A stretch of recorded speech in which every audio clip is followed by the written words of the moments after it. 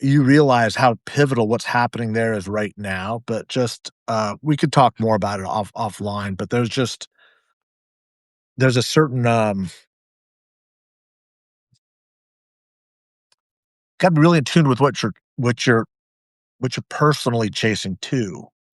You got kids. Yeah, I mean, it's certainly not, that part is not lost on me at all. And maybe it's that,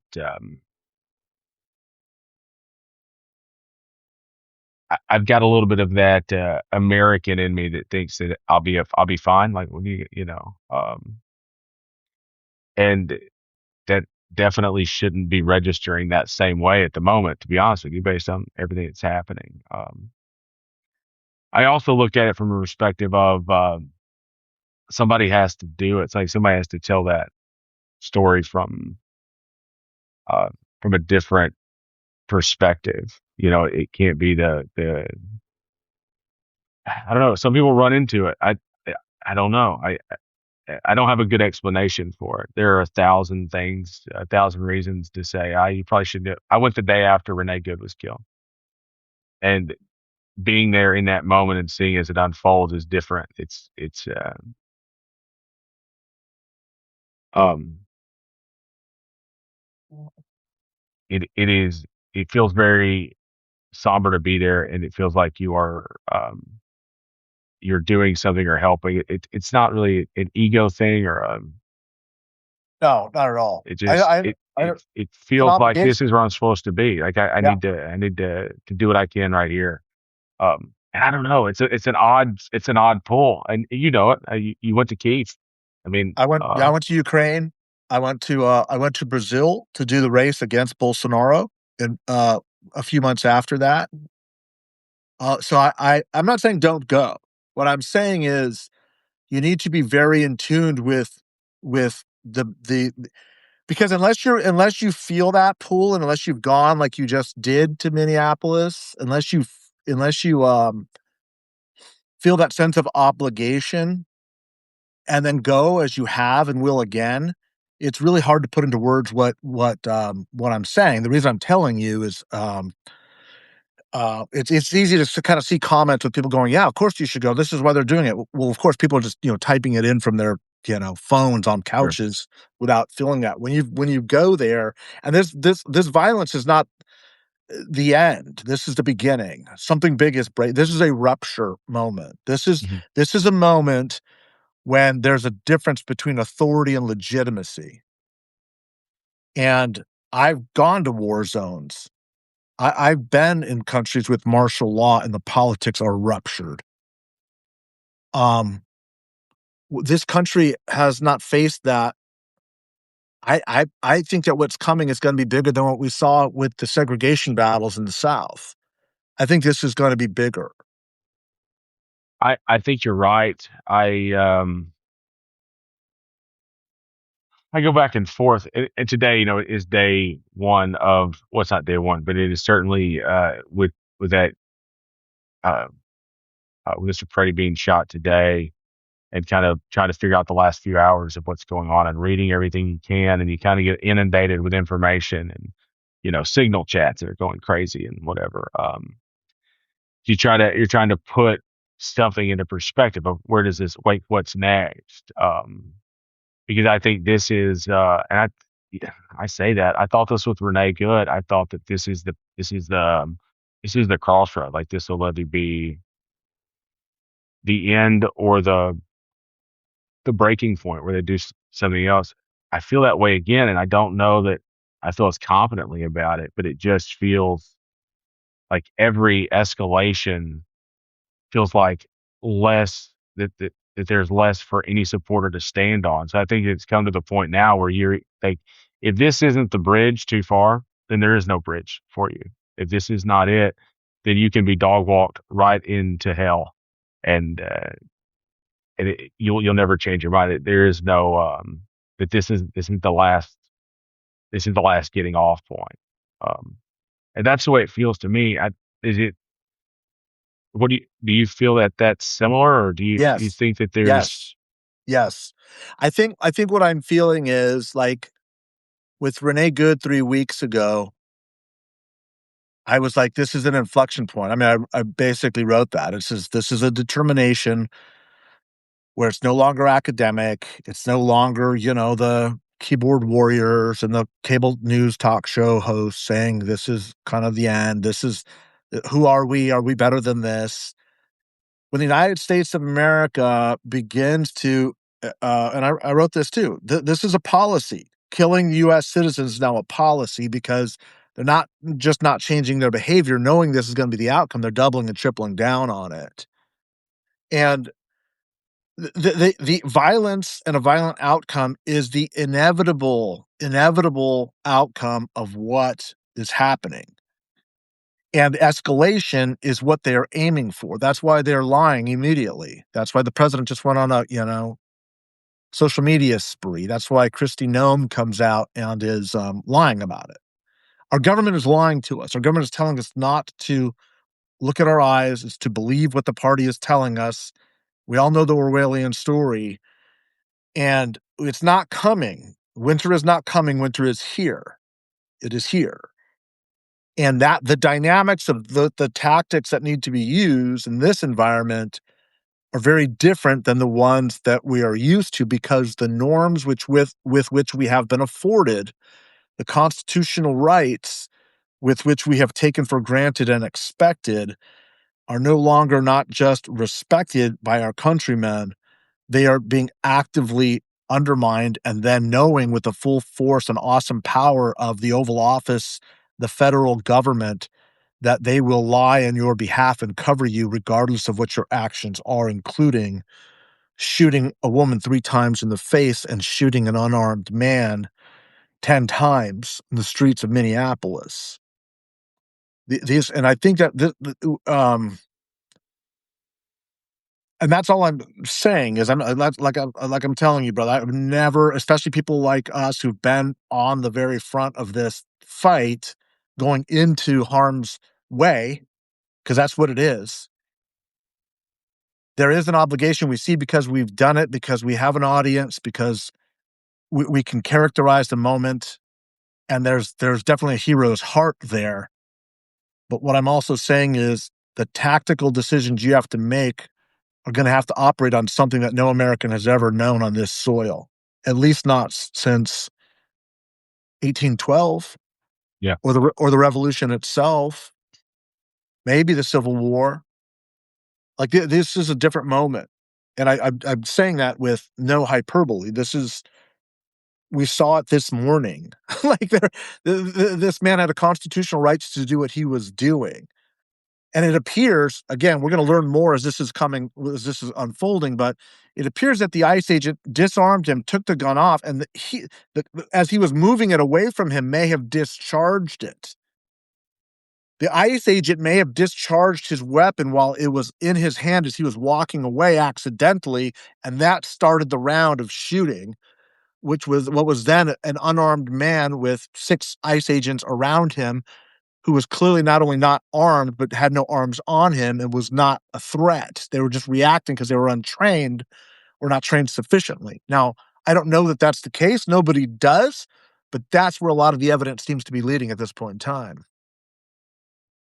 I'm not a police officer. I have some in my family. I, at no point, a person with a gun on their person is not a threat. I mean, that's the way we're supposed to look at it. I mean, that's uh, you're not a threat till you make yourself. And that's the argument that the right has made forever. Is that Right, right. you know guns aren't inherently bad, right? So the cognitive dissonance that's going to go into this one is going to be interesting for me. Also, I mean, you've seen 1,000 times we've had officers with guns drawn um, on suspects with guns drawn, and it doesn't end in violence or bloodshed. I mean, the guys on the ground. I mean, we can go over this 1,000 times, and we know that our view of it's going to be different than whatever gets sold on the news. Yes. So it that's where and you and I agree that this is the bridge. I think that divides it. I don't. A, a government should never have a popular government never has to work this hard to prove its case. And not in the history of the world ever. Correct. Um, and so if this policy is so popular, um, we wouldn't, you wouldn't have to defend it with this amount of force. It's not that it is. So that's the part I'm having trouble wrapping my head around. And I know that that the supporters of this are so maybe lost in the wool that um they're not making good decisions. They're not thinking clearly. They're just defending a team at this point. But uh, something has to give, or I guess it doesn't. Mike, maybe that's it. Maybe we expect too much anymore. That oh, surely they'll see this. This will be the turning point. And I think for some people maybe it will be, but there'll still be 10% that aren't letting go. Um, I think that's right. What I will say is, this is not the last time this is going to happen, Robert. mm-mm, This is not the last time. This is this is going to become um, a characteristic of the next few years. I mean, that's what I think. I mean, I can't see it any other way. Look. I have people, writing and texting me all day saying, "Hey, I'm hearing rumors that they're coming to my part of the country." Those rumors are probably all true. They're, mhm. we are dramatically expanding the size of this private militia that is unaccountable, that is masked, and the Democrats now. It sounds like Schumer has said we're not going to fund it. We'll shut the government down. Thank God, right? Like that's where we're at now. And I agree with that. It's just we can't fund this. We can't anything until this is brought to heel. You were seeing JD Vance. I think even JD Vance, as soulless as he's become, was hedging a little bit at that press conference. Tim Pool, big conservative, right wing guy, was saying this doesn't look good. This doesn't look right. Eric Erickson from Red State was calling out a U.S. attorney, a right wing U.S. attorney, saying this isn't this is not okay. Like this is not okay. And I think even a lot of the voices that have been knee jerk defending this or enabled it or been subdued and quiet during Renee Good because they knew that was wrong. At least for the moment, I am seeing people pushing back and saying, ah, I'm not seeing the right wing avalanche, the flooding the zone yet of the attacks on Alex Preddy, but they're gonna run him through the mud. They're gonna say he was a communist agitator and he was this horrible human being, and they're gonna try and recapture the The, narrative to keep their but base and their militia intact. but the thing about it is, you are allowed to be a communist agitator. That's Yeah, but I think we're beyond that, brother. Well, no, but I'm just saying, like, even if that's the argument, he was a communist agitator, so he got like you're allowed to do that. You're allowed to protest. You're allowed to do all the things. You're allowed to own a gun and carry it on your person. Um, you know, you're helping a person up off the street, you got pepper sprayed by their bears, whatever. Uh, that I don't see the argument at all, and I do know, and it's exactly what you just said. Even the ones that are breaking on it a little bit, that are trying to turn the tide. What is the harm in any of it in saying, hey, we support what they're doing, but we don't support these tactics, right? If you'd have done that with Renee Good, you wouldn't have had this situation today.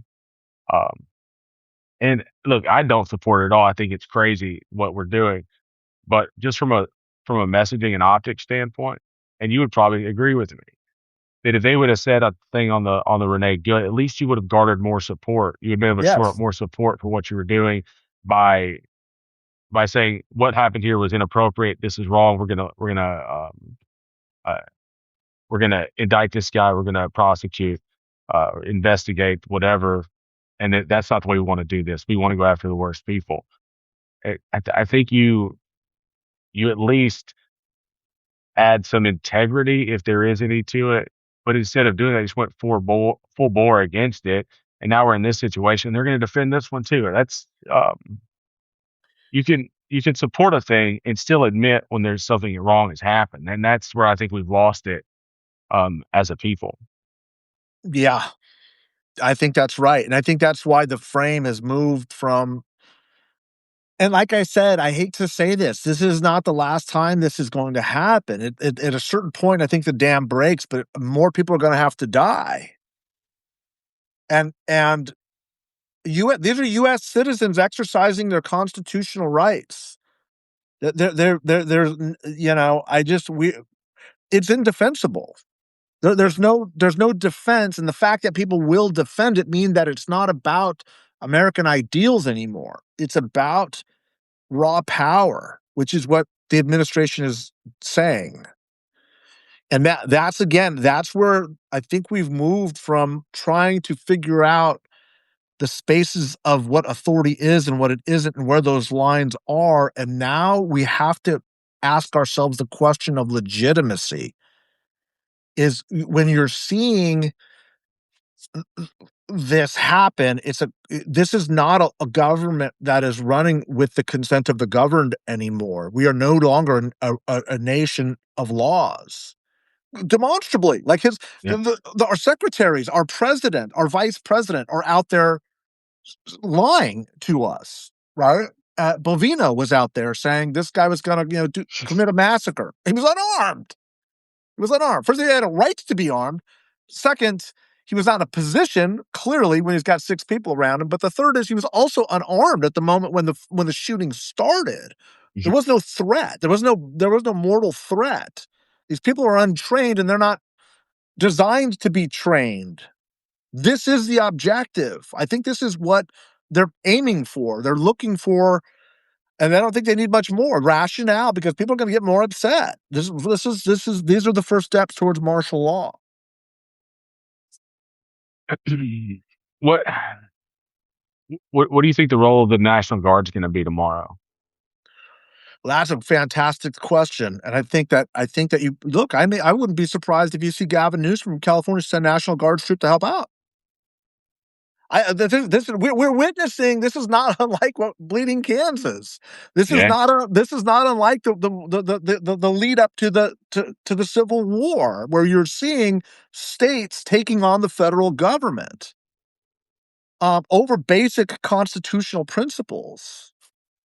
And I'm not saying that with hyperbole. I genuinely can't come to any other understanding than to say we did see this in segregation, but the federal government, was protecting rights against states that were Sure. preventing them. Here we have states that are trying to protect our federal constitutional rights while the federal government is trying to take them away from us. My my concern with the National Guard, I don't know what role. I mean, I know they're coming to assist law enforcement, but I don't having trouble figuring out what side law enforcement's going to be on. And is that where does duty fall in there? Is it protect and serve the citizen? Is it assist?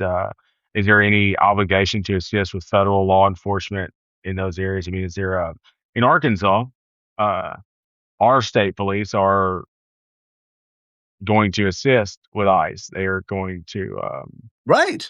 so there's no protection here on that. I mean, Minnesota's different. It's a little they are fighting more for their populace, but you know, also they're not deploying ICE agents in Arkansas. You know what I mean? They're not. Um, it's a very red state, so it's. Um,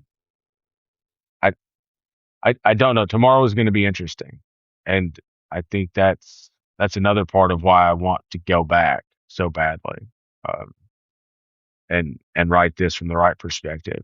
Um, because tomorrow is going to be something. Next week's going to be something. And I think it's an important milestone. Whatever happens in Minnesota will write the narrative of what happens with the rest of the country. It's the pressure cooker. It's the crucible. It's the moment. There's Uh, there's there's no question. So, like I said, I'm glad you're going to be there, but I would be remiss if, as a friend and somebody who cares for you, didn't at a personal level, knowing what that pool is. want to have a conversation with you, and Sure. Yeah. you're gonna be fine. You will be fine, but just gotta have your wits about you. And you also have to remember that this is a very different environment. Yeah. This isn't like the Watts riots in '65 or the Rodney King riots in '92. This is not the federal government trying to, quell domestic uprisings, anger, riot. This is the federal government fomenting it. Yeah. This is not Little Rock, man. This is the This is other way Blair around. Mountain, you know? That's a It's different that's a different thing. yeah. I keep reminding myself that,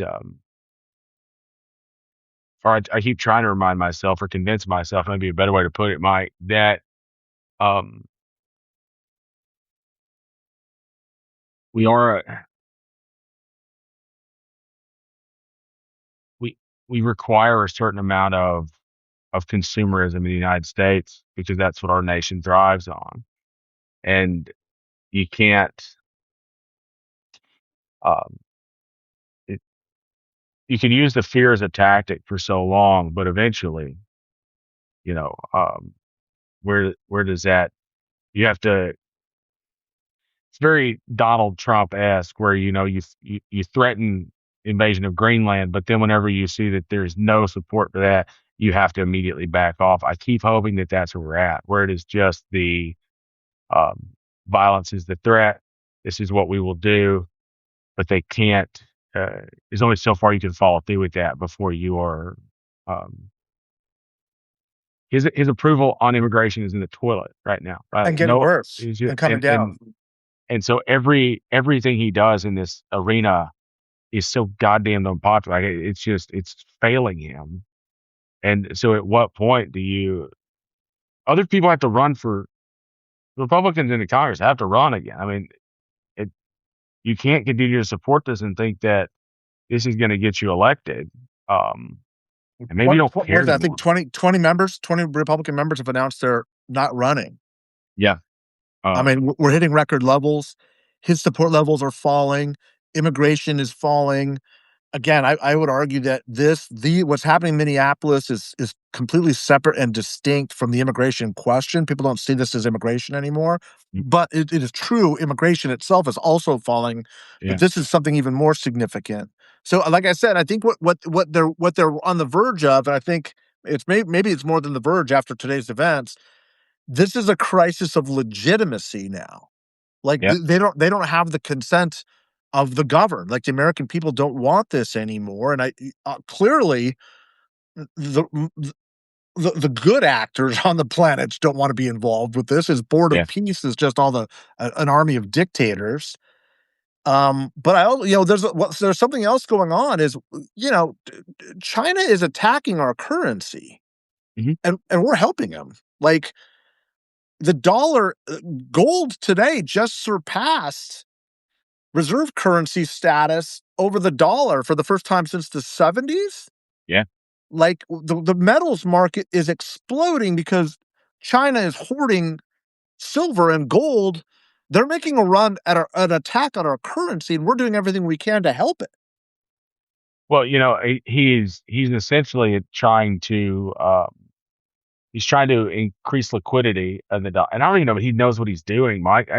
I'm giving him way too much credit and thinking that he understands what the fuck he's doing. Or, excuse my language. But to be, he's making sure that stable coins are obviously backed by the U.S. dollar, which increases liquidity, but it takes away our ability to gatekeep the dollar, access to the dollar, which keeps our status a little longer, maybe if they push, but it doesn't do anything long term for the dollar as a reserve currency. It just adds size to it. And if China is going to hoard gold, central banks are going to start hoarding gold.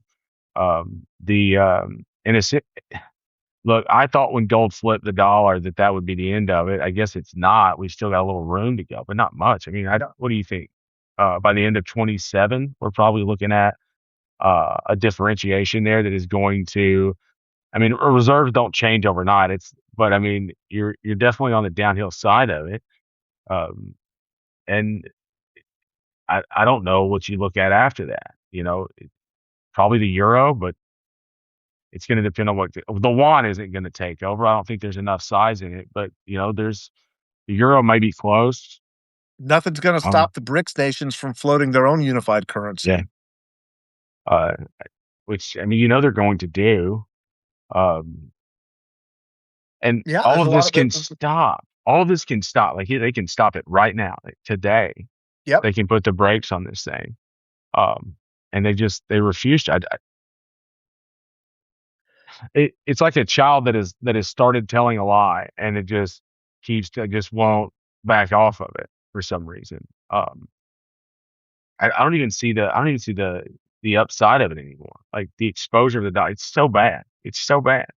Um, I can't I cannot believe there's a legitimate economists out there that are seeing any sort of positive spin on this from a United States perspective. There's plenty of positive spin on the larger market, and for people with investments globally and things like. There's plenty of opportunity out there for that, but on a national level and below, like it's it's not good. We will never see the stock market collapse because there's no inherent value in this. It's all inflated valuations anyway. Uh, so we can't have that where we point to and say, oh, look, the economy's collapsing because of this. It's going to collapse underneath it. Um, Yeah, I think we're gonna see the stock market will continue to rise and rise and rise. The value of the currency is just collapsing. That's why it's mhm, rising. yeah. Is that the Um, dollar, the stock market may go up 30%, but if the dollar loses 50% of its value, in real terms, people are losing 20%. yeah. That's what's happening. I mean, we're on the verge of that happening, like, really, really close.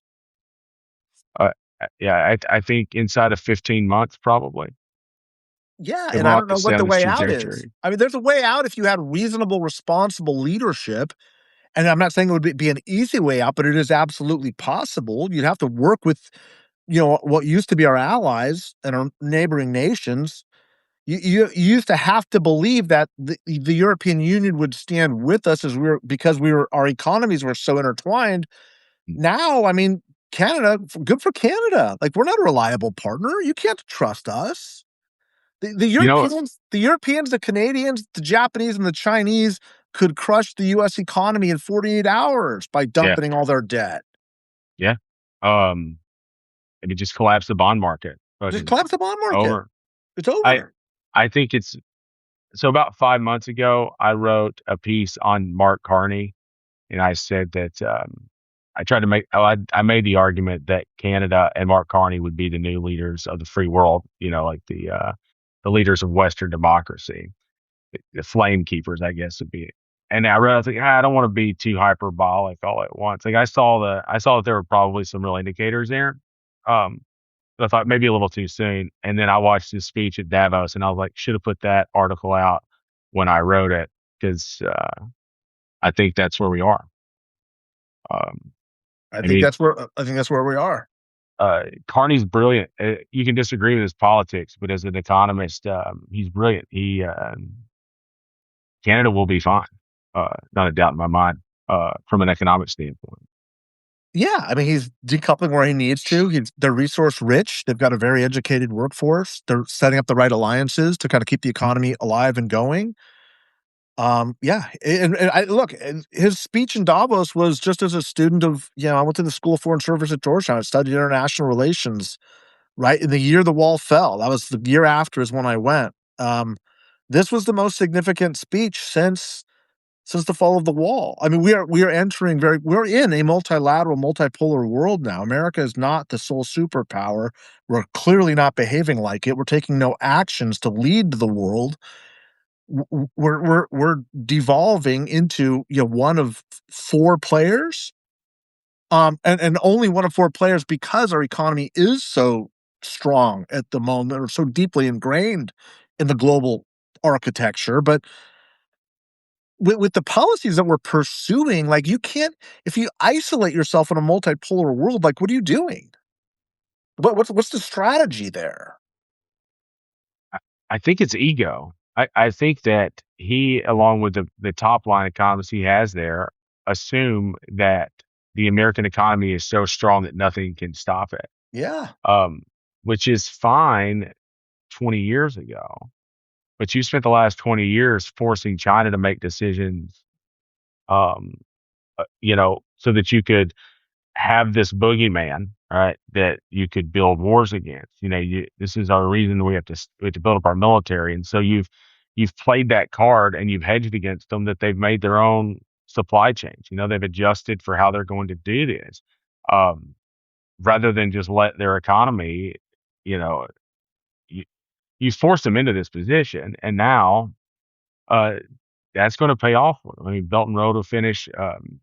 They've already got it all set up through Southeast Asia, their markets with Brazil and Argentina. Uh, they're not coming back. I mean, it's not a there's no reason for it to. Our soybean markets, our corn markets will go afterwards.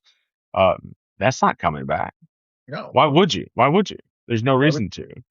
Uh, so w- they've got this idea that, and yes, the American economy is a heavy train. It will take a long time to slow it down and stop it. I mean, it is slowing for sure, but it's not an overnight thing.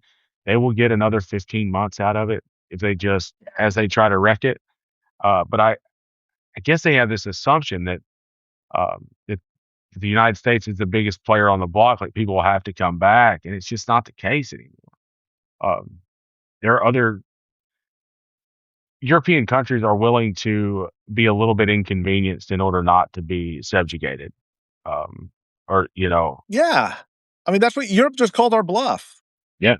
Europe just called our bluff. And he's blustering and talking about American power and goes to Davos and makes a fool of himself.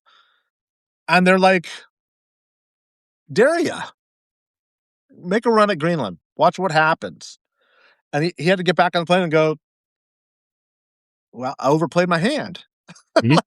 like, and that's what everybody realizes. The emperor has no clothes here. Like, yeah, you were the superpower, but when you turn the whole world and half of your country against you, or 2/3 of your country at this point, you're not as strong as you think you are. I mean, look, it'd be one thing if America was 80% of Americans were united behind this guy and saying, let's do what it takes and go through the austerity measures and, like a, Nazi Germany. We're not this guy. Trump is at historic lows in polling. He's getting massive pressure on the global stage, but he's also coming apart at the seams internally, like domestically. The only thing that can save us at this point is in the next 90 days, if enough Republicans turn on him to hold it accountable. And we know how that works out, right? I, Like I really, I really hope. Rand Paul might be one of them. I mean, he's being critical of him right now, right? Like this Minneapolis thing has really pissed him off. Yeah. But we're still in, I mean, you need a good 10 of them. I need the 20 that are not going to run for reelection to just resign. If you don't want to stand against him, just get the fuck out. Excuse my language again. Sorry about that. No, that's right. But step out, step down, and let's do some special elections, and let's let it change on its own. If you're not willing to vote against, or if you think if you are done, go ahead and step aside, step away, and let it correct itself. Or I mean, if you can even be more cowardly than that. What you could do is just resign now, leave. Yeah, that's what I mean. Sorry, yeah. Yeah, yeah, if 5 Republicans resigned, just walk away. Just go away. Just you don't even have to have the courage to switch parties or vote against them and deal with it. Just go. Just resign. 5 votes. Resign and give Jeffries the gavel. And God forbid, Jeffries is the leader now, but Jeffries becomes the speaker, and put an end to this. Mhm. Like stop it. Stop it. You got Tillis and Paul on the Senate side. I you know I.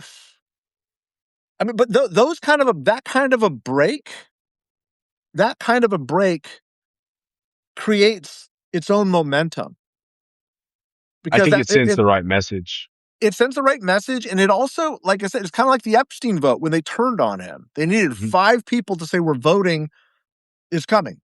So the rest of you Republicans can go up and defend a bunch of pedophiles and protect this guy from it, but we're going up, and of course when Marjorie Taylor Greene and Lauren Boebert are the moral compass of the Republican Party, it tells you what you're dealing with, right? It's um it's terrifying, I guess, to think that we rely now on the integrity of people who haven't shown a great deal of integrity over the last few years. Or none. Or Yeah. none. It might be a better. I was trying to give a little bit of the benefit of the doubt, but we are where we are. And to have the expectation that, I guess my plea to them would be, if you've ever had any sort of anything, patriotism, call it whatever you want to, then do that thing. Resign, step out, send it to special election and get out. Let's move forward. 5 or 6 do that, we could have a change in the middle of the summer. I mean, Yeah. it's And the thing is, it's like Mike Pence. Like history will remember you differently. Like Mike Pence was complicit in all of this shit up until the last minute, right? And then yeah. he does the right thing, and history will remember him for that one last act. Most of it is not going to be remembered in the history books. That's the possibility. Is you could have done all these terrible things. You enabled all the stuff that you know was bad. Mhm. You know was wrong. But at the moment when the country needs you, like now is that moment. I can't see the benefit for any of them anymore anyway. Like, I get that at some point you were hedging because you needed the support of Trump for whatever reason. But at this point, I mean, he may not understand that his polls are in the toilet, but surely you do. I mean, surely lawmakers understand that. They know. Uh, They know. that that Trump endorsement is going to be toxic. I An would tell anchor. any Democrat running against somebody with a Trump endorsement to remind every voter that they have a Trump endorsement from here on. Like, just remind them, that guy's endorsed by Trump. Remember that guy? So I don't think it's the beneficial thing that they want it to be. It- Even if it's self-preservation and not the saving of the republic, do it for your own skin, because that guy is going to be the end of your political career. Um, Whatever it takes in this moment to get this over with, I would urge them to do that. Um, I feel comfortable about November, about getting, um, about getting the House in November. I feel like we need it before then, and maybe some of this resigning. 5 of them left. That I don't need them. I don't need the new votes. You have the votes right then. Boom, it's over. We can. Um, so whatever it takes, I guess. You think there's much chance of them doing it? You think Bacon will Not leave? not today, but like I said, if there's another killing in Minneapolis in the next 72 hours, I mean, let's see what Minneapolis does. If Minneapolis 15,000 people, Robert, showed up yesterday Mhm. It's in negative in 14 negative degrees. negative 10, yeah, I mean, 15,000 people marched and said, "We need to de-escalate this, get these thugs off of our streets." The next day, they kill an unarmed man. Yeah. So, you know, like you said, the flashpoint in all of this is the city of Minneapolis. If Minneapolis shows up tomorrow, if 15,000, 5,000 that people show up in the streets again tomorrow, I think things There's start to really change. there's 12 or 15,000 in the street right now. There you I've go. got friends there Yeah, right now, yeah, that are reporting on that are doing video and doing some reporting on it. I just talked to Brenna Perez, and she's out there, and she said there's between 12 and 15,000 people marching right now in the dark, yeah, in the bitter cold. yeah. Let's see So what happens when the National Guard shows up. Protects those protesters. Like that's why they're there. yeah, They're going to be there to truly bring order and peace to this while these mass federal agents are out there hunting people. Like, is there going to be conflict between the National Guard and ICE? I don't know. Are protesters? I don't know. I mean, there's so many variables, but I think the next 72 hours are going to be determinative on the question that you're asking. Because if there's another killing of a U.S. citizen, an unarmed protester, the public is not. It's going to rapidly, like I said, he's held his MAGA base that even in the New York Times Siena poll, he's down into a lower range of that support level. It's still shockingly high, but it's at the lower range that we've seen. If he starts losing 2, 3, 4% of MAGA, he's losing 80% of independents. Yeah. Like this is historically bad, and they're going to keep doubling down on it and think that through sheer force and murder they're going to be able to keep. Like we're watching like an orange revolution. Like we're Yeah. watching something that doesn't happen in the United States, but here it is.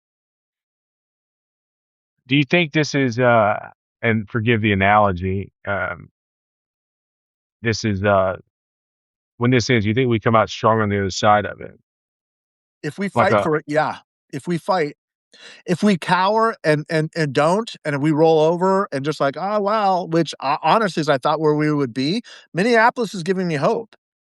yeah, If people show up and people fight, yes, we will be a better people for this. Because you have to fight for these values. That's the lesson of the post Cold War era of being the US global hegemon. That's the lesson is we raised a generation of Americans that did not know what a fight for this was. And we're yeah. fighting for it now. And we're realizing, and Minneapolis is showing us the way. They're saying, we're going to fight. You shoot us, we're going to show up in the middle of freezing winter. We're going to show up. You're not going to do this. We're going to peacefully protest. Notice there's no broken windows, there's no Molotov cocktails. There's no stuff that the right wing will start doing. Who knows? Maybe they'll throw agitators in there to cause trouble. Well, But they've tried a couple of agitators, and that didn't go very well.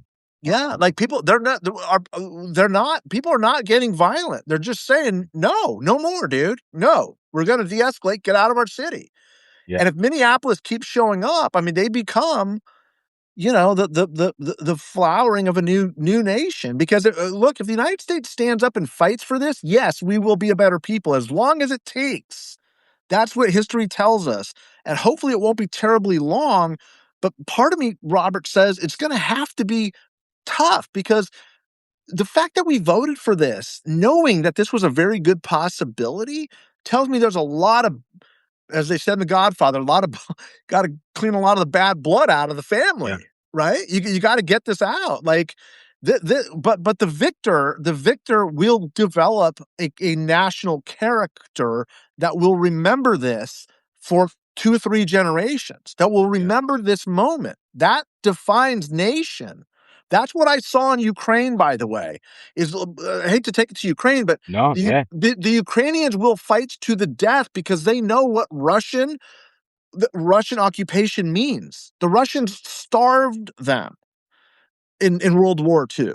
They know what it means. They've never asked for our troops on the ground. They will fight the war as long as they're armed. But you could see in their faces they are willing to die for it because they know what it means. They know what their history tells them. But that desire, that fight, will last to their grandchildren. Their grandchildren will know that their grandparents fought for their country. That's what we're doing right now. yeah. That's what people are showing up in Minneapolis right now with their kids saying, "Stay at home with mom. I'm going out to march with people, but and our neighbors are going, and this is what we're standing up for." Those are the lessons that America's children are learning right now. I think it's important. Uh, I think showing that to our kids is very important. That you're willing to, and I know that it sounds a little silly to put yourself in harm's way for something, but to show that something is more important sometimes than than your own. Like sometimes something's bigger than yourself. Like it is bigger than me. It's bigger than whomever. The moment is something you have to meet. Um, and I think that's the draw to it. I guess for me is because I think this is I think this is it. I think this is whatever happens in Minneapolis. If it fails, if Minneapolis fails to push ice where it needs to and to get them out of the city and to kind of break the back of that thing, then there there will be a takeover, I guess, or it'd be much easier for them to occupy other places. Right. But if they continue down the same course where it looks like they are really leaning toward beating this thing, then I think it does break the back of it. Um, Yes. Yes. and they're so close. That's the thing. And I know that people in Minnesota probably see it different. I know they do see it differently because I've been there and I've seen the resolve in them. But I'm not always sure if when you're that close to it, if you can see the work that's happening or at least the impact you're having on people outside of it. But it is incredibly powerful, the impact that it's having on people, California, Arkansas, Texas, all over. Um, that there is a great amount of support for those people up there. And that if they can, it looks like they are doing the work, that it is something that they can turn the tide of. And, you know, I think maybe that's the other part of the pool is you just want to be part of that moment so badly where Yeah. you know Yeah. that this is the turning point. Even if I can uh if I can touch that cup for just 1 second, then I want to be able to do that. It's a I don't defining know. moment of our Mhm. lives. It's a defining moment of our country's history. Uh, And I say that with no hyperbole. I sure. believe that, and I love to hear what you're telling me, which is thousands of people are taking to Minneapolis' streets in the dead of night in sharp, bitter winter because they're saying this ain't gonna stand. This is not gonna stand. And if Minneapolis pushes ICE back and pushes them out, yes, that is a massive step forward. There's no question. And the fact that they're not rolling over and not just becoming occupied, that would embolden these guys. That would embolden them. We're Yeah. fighting back. Minneapolis, God bless them. God bless those people right now, and prayers out to them. But that's what we need. That's the American character that we need to see right now. Yeah. I think that the expectation is if they take the violence too far, they killed this young man today, that will encourage people to stay home and stay out of it. But I think they're gonna find the opposite of it. And you know, I'm from the South, and I talk a lot about it. I talk a lot about Southern culture and the way we are. But it is that mentality of you can push us a certain amount, and we will not be pushed too far is is very American. It's not a Southern trait. Uh, those those people in Minnesota will be goddamned if they will be beaten by a bunch of jackbooted thugs. Um, You and felt that when you were that there on the feels ground with very. them? Oh yeah, they're not stopping. They're not going to. Um, it's their it's beyond just the idea of this bigger, broader, like, oh, it's America, where we have to defend democracy. It's not. They're not defending democracy. They're defending Minneapolis, Minnesota. Right. Right. They're defending 22nd Street and Chicago Avenue. It's not distant to them. It's right there. They mean it. It's and if you are an ICE agent, right, you're making $50,000 a year versus someone that is trying to fight for their neighbors in their neighborhood. You will lose. Yep. You will lose. Every time. You don't have the resolve that they do. You may think you do, but you don't. Uh, there's 3,500 of you, and there's 20,000 people in the street right now. I got to be honest with you, that's not good odds. So, Right. and I've met those people. They're serious about it. Um, I had friends that were talking to guys, the people that are running clandestine food pantries that are out of their garage and having to be secretive about it because ICE will come shut them down or raid their stuff. Teachers that are putting together coats and stuff, and they're having to be very secretive about it. I hate that. It's beautiful and that people are willing to do it and they're putting themselves uh, in compromising situations just to be helpful. I hate that they have to, but I love that they're willing to. And so, I mean, I've got some friends that are trying to raise money to make sure we can get money directed to those people as best we can. Uh, but people are doing the work and they're just, whatever it takes. So it's, it, they will,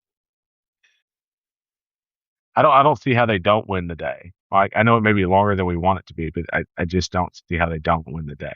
That makes me feel good, man, especially since you've talked to them and you've seen them, and broke bread with them and, had coffee with them and talked to them and saw them doing what they're doing and know what they're motivated by. I mean, when you put it that way and the math and the odds, and like I said, there's something about a people who fight in the winter like this in deepest January, February who show up.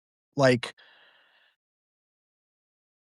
I mean, what happens if the White House announces in 3 days they're gonna, like, put in another 1,500 troops while Waltz is bringing out the National Guard? Like, that's a bad move. That's a bad move for the White House. Like, the country's not gonna put up with this shit. Even, like I said, yeah, there will be the online right-wing influencers that are getting paid a ton of money from whatever nefarious sources to kind of trumpet the party line, but, like, they're seeing through it. You see There, these videos, and it's just like, your government is lying to you. the Yeah. the other part of it, I mean, like, let's say you announce you're going to send another 3,000 in tomorrow. The numbers still aren't good. They're still not good. Um, it it.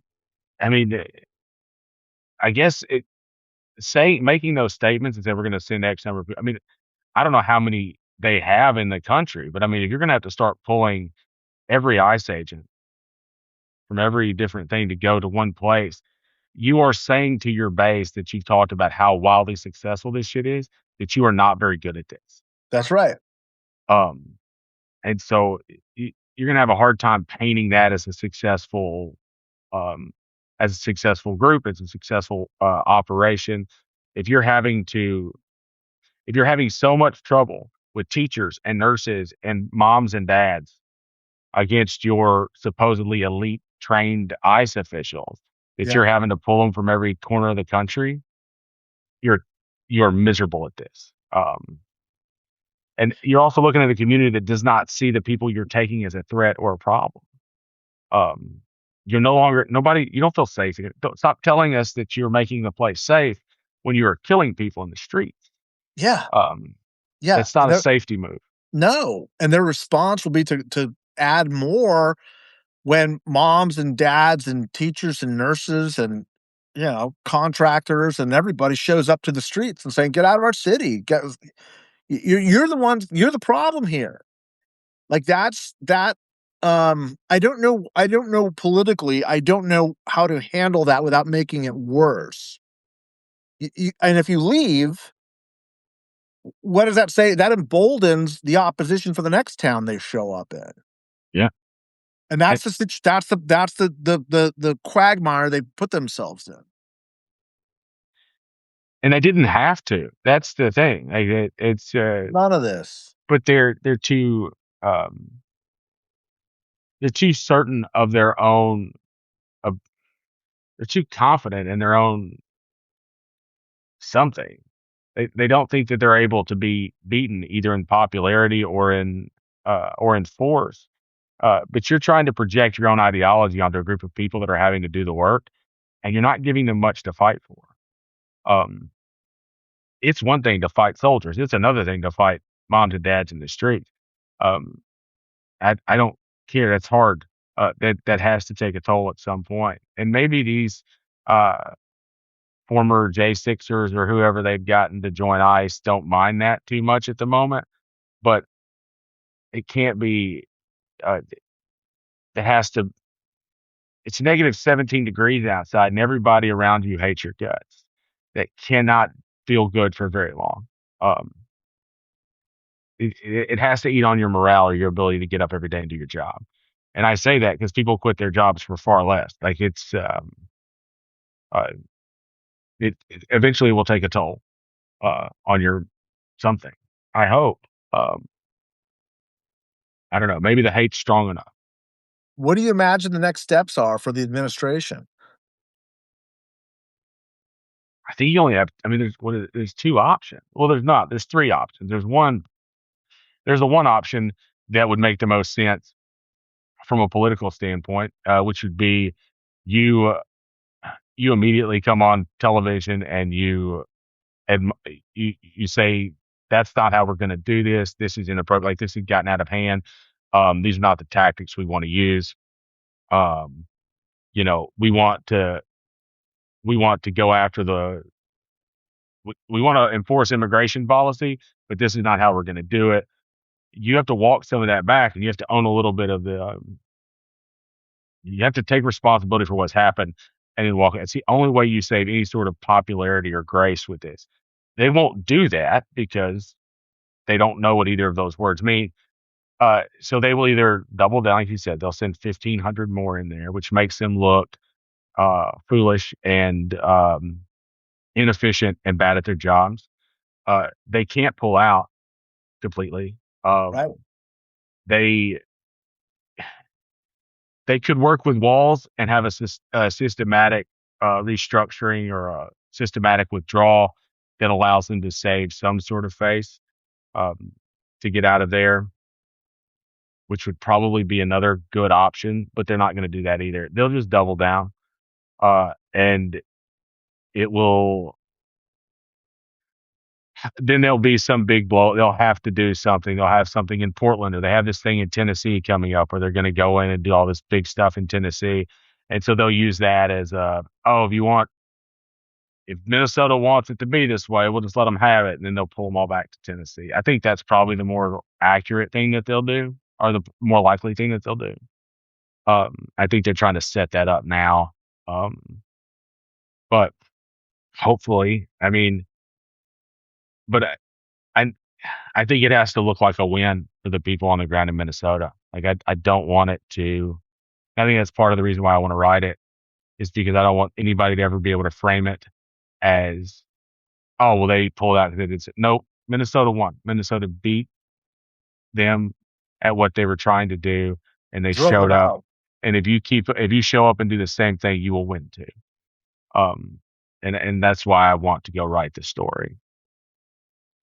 Um, anyway, that's uh my 2 cents, Mike. I don't know how accurate it is, but Well, I mean, nobody knows, right? But I mean, what you got to do in these moments is just kind of trust your gut and your feel on the ground and see what people are doing. And that's that. I think what happened. Look, the Renee Good killing obviously uh troubled me deeply. Killing. Look, the Charlie Kirk thing troubled me.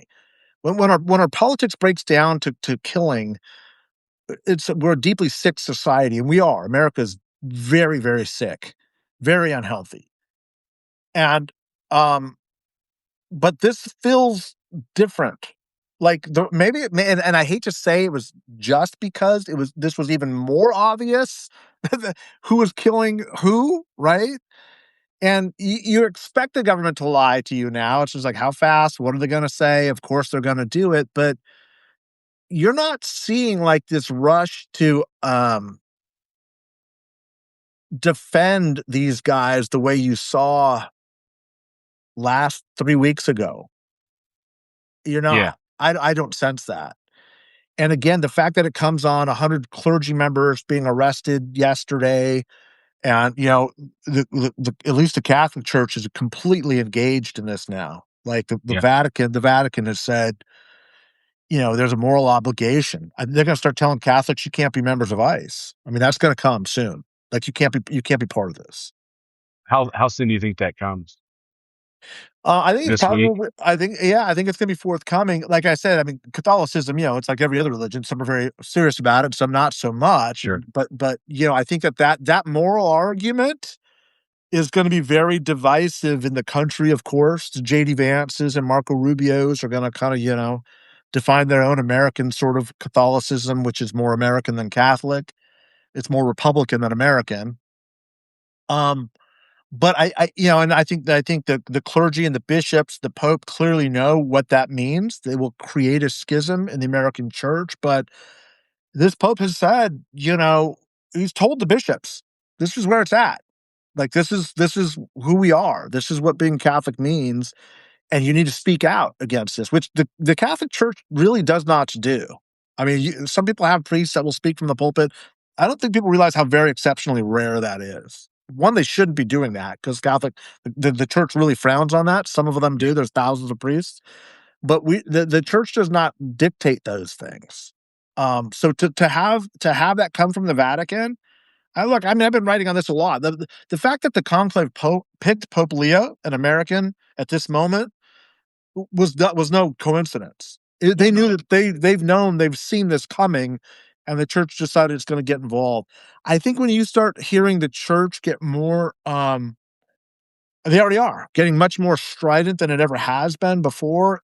It's gonna change public sentiment. It is. I mean, JD Vance identifying as Catholic at the moment, uh, and I use that term intentionally. Yeah. What you think he turns that into some sort of well, we don't agree with the Pope in this. I Yeah. mean, how do you do that as a Catholic? I mean, is that's Well, see, that's I mean, look, that's the kind of the insidiousness nature of all of this is I never thought that people could turn, Republicans completely around against the Republican Party the way they have. And then I was like, okay, that's kind of frightening. And I'm kind of checked out of there. And then I never thought people could turn Americans against Americans that way. And yet we did. And so would I be surprised if half of the Catholics in the country went this way too? I mean, unfortunately not. But at that point, what you're dealing with is something that is really insidious. It's people who've turned against their communities, their ideology, their country, and their religion. Would I be surprised if it happens? No. But I think what it does is it starts to demand, um, as the old saying goes, evil only happens when good men don't stand up and do something. sure? When you start to, from at least a spiritual perspective as a Catholic, and of course, I'm not speaking for everybody, but when the church starts to say, we have a moral obligation to stand up against this, that's not to be taken lightly. Like the popes don't speak like that. And so when they do, like it's a clarifying moment. And I think something like that is coming. I mean, he's Leo is literally speaking on this every day from the Vatican. I mean, I know a lot of people aren't following Yeah, Vatican politics the way I follow it, but he's saying something every day. I am. I have to believe that by March, April, uh, I, there can't be. I think this has come to too much of a head right now in Minneapolis. I think we're at the fracture point. I could be wrong. It just feels like this is No, it feels like it's rupturing. um the we talked last time, like last week, about how we do it's the actions of an addict, late stage addict, and Yeah. it still feels that way. Like we are everything is very fast and loose, and there's no strategy left. It's just trying to s- hold on to whatever it is, and whatever the options are, do it. If all of it feels very unstrategized. It feels like there's nothing to it except for the wild whims of crazy people. Um, and so it's almost hard to figure out what the next one is. I mean, we have enough history to tell us how it ends. You know, evil can't sustain itself forever. I mean, it has no long term viability, but the amount of people that get hurt in the interim is troubling. But I think it's where we're very top heavy um, federally at this point. I don't know. It's it's a lot of things. Very emotional today. Yeah, it's a big American moment. Um, and like I said, I wasn't saying don't go. I as somebody who knows that you are uniquely positioned to, I think, put this moment into words and should. I'm just telling you as a friend, I worry about you. That's all. Yeah. Well, I appreciate that. I really do. And I am. There are some decisions to make as far as like when and how um, uh, but I think there's something to do in that. And I assure you, I will be as careful as possible and as in doing that. But uh, I have to figure out which one weighs heavier on me, being there to document it or the try to do it from here. Um, I'm not sure which one is carries more weight. Probably from there, but we'll see. It'll reveal itself. It'll reveal itself. And like I said, I don't think Minneapolis is gonna calm before it gets more tense. No, no. I It's think we'll see what happens when the National Guard comes in. We'll see what Trump's response is, and um, it's a